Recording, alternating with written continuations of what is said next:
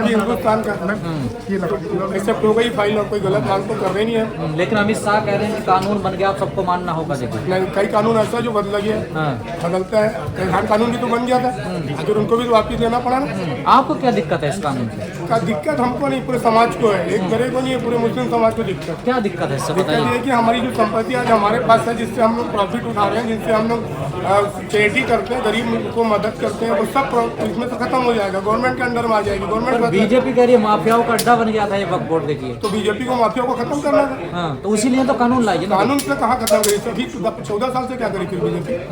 एक केस बता दीजिए वक्फ बोर्ड का जिसमें हजारों एकड़ संपत्ति हमारी अतिक्रमण है, उसको बीजेपी ने हटाया हो कहीं से।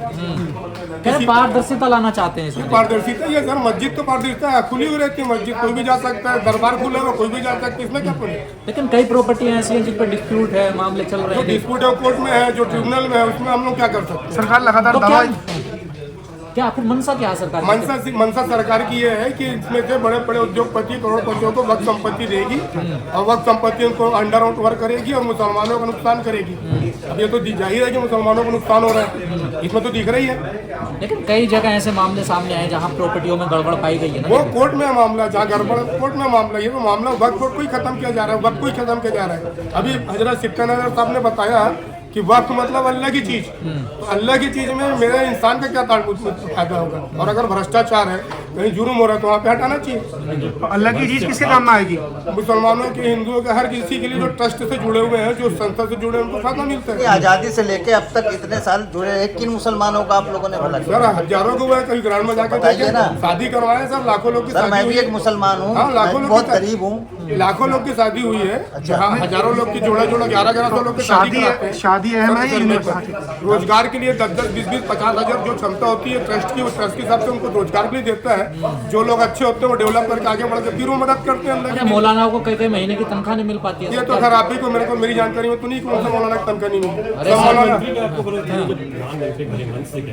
प्रधानमंत्री का भला मन कैसा सबको दिखता है, किसके लिए उनका भला मन है, उसको हम लोग मैं इस मामले नहीं बोलना चाहता। धर्म का मामला है, खानका के वो है मन का प्यारो, ठीक है, तो मैं ऐसी कोई बात नहीं बोलना चाहता जो राजनीतिक रूप में विवाद का कारण बने। तो आप इसका विरोध करोगे सड़कों पर उतर? हाँ नहीं, सड़कों पे भी उतर के उनके साथ सम्मान तरीके से आखिरी सांस तक लड़ेंगे, आखिरी सांस तक लड़ेंगे। मोदी जी ने तो कल ही कहा कि सही इस्तेमाल नहीं हो रहा जमीनों का। देखिए मोदी जी किसी का सही इस्तेमाल नहीं कर रहे हैं भाई, आप लोगों को पता है, जिस वक्त इस्तेमाल कर रहे हैं वो अच्छे से इस्तेमाल हो रहा है। बहरहाल ये चीज हमारे समाज से जुड़ी थी।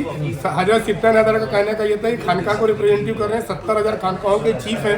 इनका ये कहने का मतलब था कि हमको बुलाया जाता है कि हमारी संपत्ति में क्या खराबी बताई जाती है। ये जिस जगह का नेतृत्व कर रहे हैं महाराजा शरीफ जहाँ इनका खानका है, वहाँ कोई डिस्प्यूटेड नहीं है, कम से कम 25 करोड़ की संपत्ति है। उससे देखिएगा आप, जिनको नसीब हो मथुरा से 92 किलोमीटर दूर है वो, तो जाके देख सकते हैं वहाँ पे कि कैसा उर्स होता है। उर्स में कभी ये नहीं बोला जाता कि हिंदू नहीं आएगा, दलित नहीं आएगा, सब आते हैं, सब खाना खाते हैं और उनको अलग अलग उनके लिए खाना बनता है। अगर मुस्लिमों के लिए मांसाहारी बनता है तो हिंदुओं के लिए अलग बनता है, वहाँ पे एक मांसाहारी चीज नहीं होती। चलिए ठीक है।